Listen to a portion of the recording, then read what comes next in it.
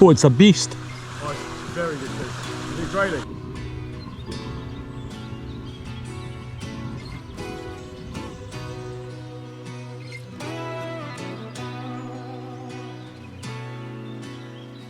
Hi guys, and welcome back to another fly fishing video. Well, after the heat of Bosnia last week, we're back on home shores. I'm on the banks of the River Test here on the Broadlands Estate. I've been kindly invited along by Alex Tipping, who has recently come back from his first England Rivers cap. So I'm hoping we're going to get some hints and tips on how to target summer trout. Without further ado, let's get into it.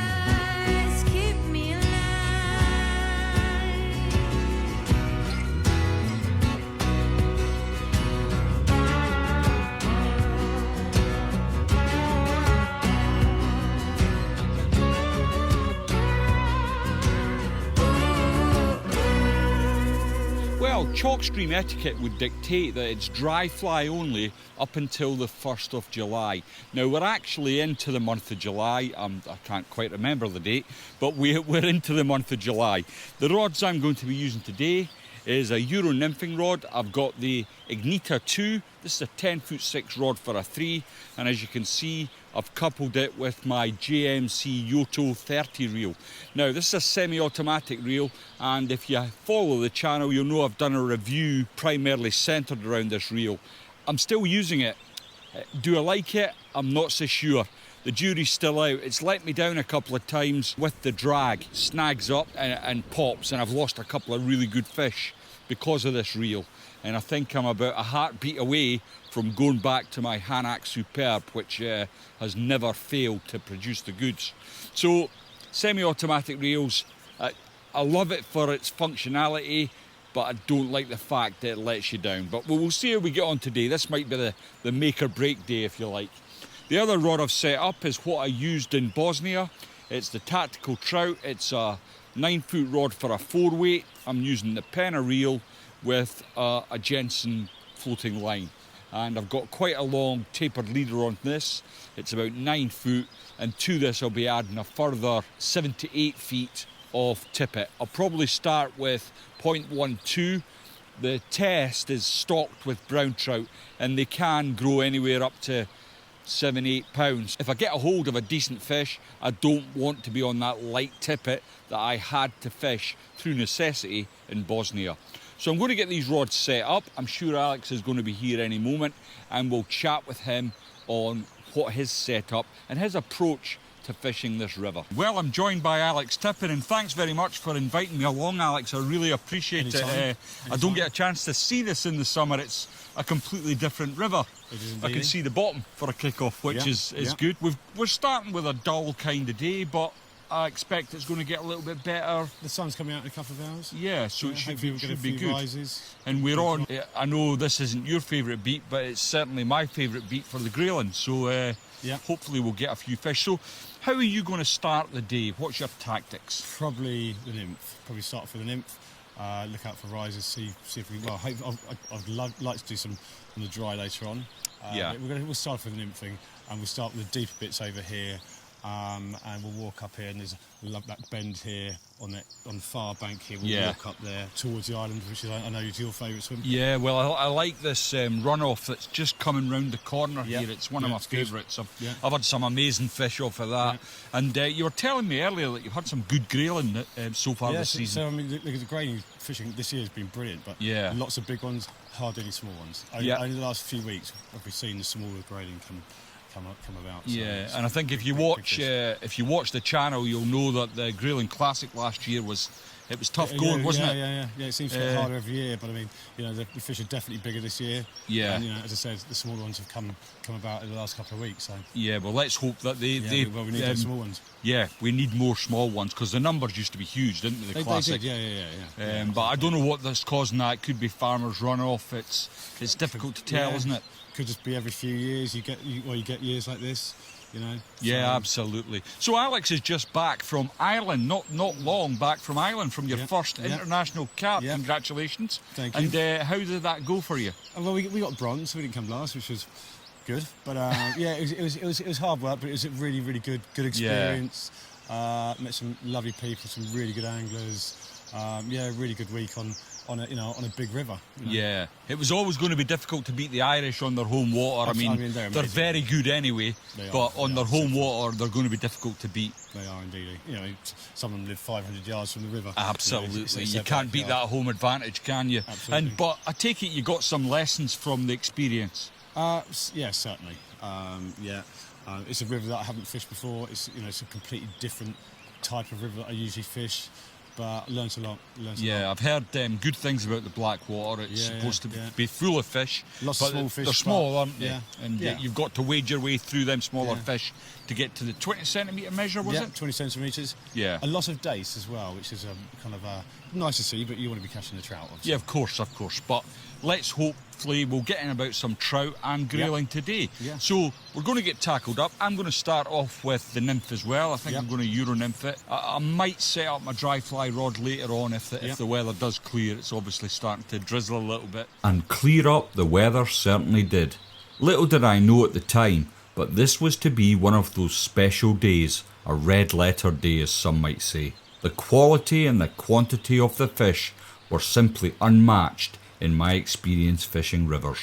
It started with smaller fish, and I lost a very good fish early on, but when the sun came out, the fish started to play ball. We got nowhere to be, just a slow dance with the summer heat.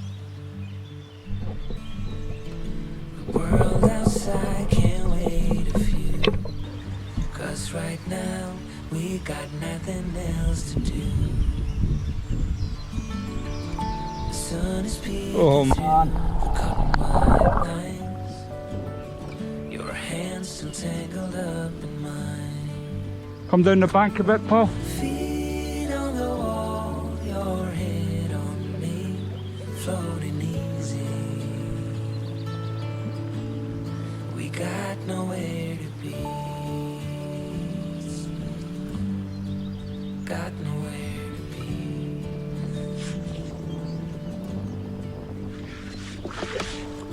Yes, Here's a mess, but you do cracking.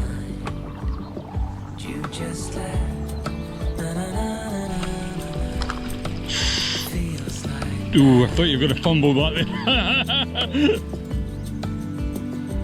oh, it feels like that, like summer air through window crack. Oh, it feels Grayling. like that, like a love song on a worn out track. Yeah, it feels like that. Feels like that. Yeah, it feels like that. Na, na, na, na, na, na. Well, that's us finished up for a little bit of lunch, and it was very tasty. Alex has kindly bought along some Peroni, so cheers. Chin chin. And good health. Good so, fishing. I don't quite know where to start, Alex. We started off, it was raining. It was a pretty miserable day, wasn't it? It was indeed. It's now absolutely stunning. But let's talk about the fishing. It's been nothing short of remarkable. I think we started off what we set out to do. I mean, we've probably covered less than 100 metres, and we knew we were going to catch some big fish. Didn't think we'd catch quite as many big fish as we did. We also caught some smaller ones, a couple of nice trouts. Yeah. I mean, we had a lot of 40 plus grayling today, didn't we? So it's I'm just back from Bosnia, and it's the land of giant grayling, but just down the road from me, not less than an hour for the house, I'm catching a similar, if not better, stamp of fish here on the River Test. Yeah. At first, it started like most days. You know, I caught a small grayling, and then I got a small trout, and I thought, oh, it's going to be okay. But then, as we worked our way up round the corner of the island, the fish started coming, and they were big, and they just kept coming. I couldn't believe it. Yeah. And so, what tactics have you used, Alex? Euro Nymphing, so double nymph, which is standard for this section, I feel. It's good nymphing water, actually, isn't it? You know, we saw a couple of rises, but nothing to really, and the wind didn't help either, nothing to really make me go on the dry. Had a little try towards the end of the session, but yeah, I mean, the wind was playing up a bit, and I mean, didn't have anything, but this afternoon hopefully there'll be a few more rises and maybe get one on the dry, but I think we continue doing what we're doing. I think, you know, that pool we've been fishing there's a lot of fish in there. Yeah, and while we've been having lunch, we're giving it a good rest. I would suggest that we go back and hit that pool again, definitely. So lots of trout in there as well. I've been using a same as Alex. I've been fishing a Euro Nymphing rig, couple of nymphs on the cast. I've got a hare's ear and a Mary nymph with a 3mm bead, and then above that I've been fishing off and on different patterns. What I've been doing is I'll fish for a bit and I'll catch 2 or 3 fish. But when it starts to dry up, I've been changing through patterns. Just show them something different, and then that's just brought the fish back on the feed. Well, maybe that's because you caught a few more fish than I have. I just got, my go-to is the black and purples, my go-to fly, and never lets me down. Aye. And most of my fish have been in that this morning. Yeah. And you give me some. I couldn't believe the size of it when Alex gave me a couple of the flies that he was catching on. I never gave him mine. I'll give him some later. I promise. You gave me one. But the fly's huge. It must be on a size 12, I think. Size 14s and 12s, Yeah. So I'm fishing much smaller than that. And I don't think I've got anything as big in my box, actually. Well, you have now. I have now. Yeah. But I'll give you some of my killer flies after lunch, and we'll get back to it and see if we can't get a few more fish out of that pool. Broadlands is a fantastic piece of water. It never seems to let me down. Every time I come here, it throws up some surprises, and we've had some absolutely amazing fish. I think you're quite surprised at how many nice fish you've had today. Yeah, so you know, in a day's grayling fishing, I would often expect that if I can get a couple over 40, I'd be over the moon. I'll tell you how bad it's got, folks, in this, and I don't mean to come across as arrogant, but I've stopped filming the ones that aren't over 40. You had 5 over 40 in 20 minutes. Yeah, just before lunch there, and I just think, well, people won't want to see the 30, 35 centimetre fish. Not when you're catching fish of that stamp. It's been amazing. I'm really pleased that you've invited me along, Alex. It's been absolutely stunning. So we're going to finish up our beers. We'll probably blether on and talk about you if you're not here, and then we'll get back to the fishing. I have to be honest, I could have sat and chatted with Alex for the rest of the afternoon, but the river was calling. We decided not to go back to the Pool of Plenty and walked upstream to see what else the beat had to offer. I thought that the day could not get any better. Good company, great fishing. Alex knows the river well, and after picking the odd fish up on the walk, we eventually reached the top of the beat. Alex said this is where we would find the big trout. He immediately caught a good grayling.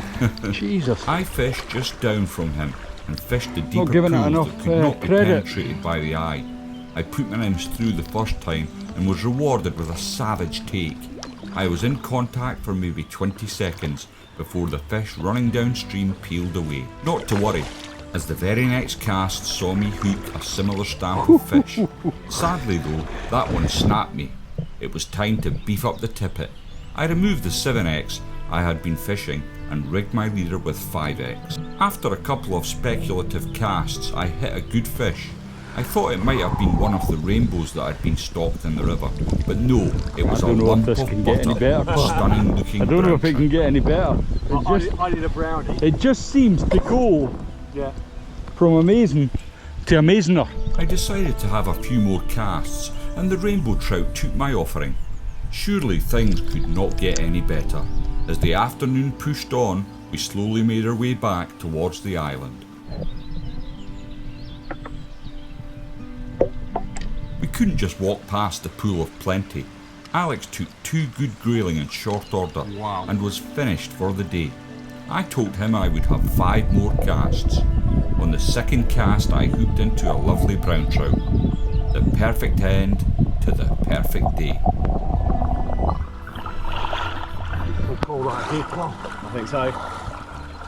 I just keep saying, can't get any better. Well, that's the end of my day here on the test with Alex. And Alex, I cannot thank you enough for inviting me along. I really appreciate it. My pleasure. It's people asking me along to venues like this that help me create these videos. Now, if I hadn't have filmed it, you wouldn't believe me. Am I lying? We had a good day, didn't we? A very It good day. was unbelievable. So straight from the off, we were into fish and we did do a sort of catch-up. So what I'm going to speak about is what we did this afternoon. Yeah. So Alex, how did we kick off this afternoon? Well, I think we wanted to catch a few more trout, and I think we did exactly that. We caught some lovely rainbows, some lovely brownies. In fact, we caught more trout and grayling this afternoon. But again, we caught 40 plus grayling, didn't we? Yeah, absolutely. So what we did was we wandered up above the island. So we're on, is it Moorcroft? More caught. Moorcourt beat, and the beat extends up to the maybe bottom, 300 bottom metres. So yeah, about 300 metres from the main hut, and we fished up there, and like Alex said, we were catching trout up that neck of the woods, weren't we? With the odd grayling thrown in. Yeah, and they were definitely in the deeper spots. So we ignored most of the fast, shallow water, and we found they're in the holes in the deeper They're spots. in the holes, definitely. Yeah. And I think John's saying that he's not seen the river as low as it is, and if you can find them little pockets of water where there's a bit of depth, you would find fish, wouldn't you? Absolutely. Whether they be grayling and trout. It really bodes well for the Grayling Classic in October. There's a lot of huge grayling around, and they've still got, what, 4 or 5 months of growing to do, so Absolutely. maybe this is the year the 60 comes off it. Yeah. But we've had absolutely huge fish here today. I think you had one touching 50, didn't you? Yeah. But we had plenty in the 45, didn't we? 40, Well, 45. yeah, like I said at lunchtime, I stopped filming the 35 centimetre fish. We took it slower this afternoon. I mean, we probably could have caught more, but we took it slower than this morning, didn't we? Yeah, and it was just one of them red letter days that don't come along too often, and come fishing with me more. I'm your lucky charm. That's what we've said now. Thanks very much for watching the video. See you all in the next one. Thank you very much. Job's a good one. I think I haven't got any bloopers because you were just too slick. You're just too slick on it. You know, you first timer. Just on it.